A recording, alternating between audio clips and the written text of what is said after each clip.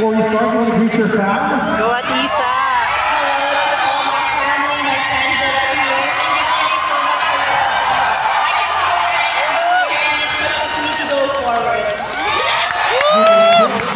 Kaya mo yan. Go Atisa, go! Your question is, they say that a good leader leads by example. Tell us about one event in your life when you led by example and the impact it made. I fell a while ago on stage. And the thing with me is, whenever I fall in life, I always make sure I come back stronger. Last year, I was here on the stage, and for the second time this year, I'm here putting everything on the stage to be Miss Universe Philippines because this is mine and my grandmother's shared dream, and she passed away early this year. And this is my ode to her.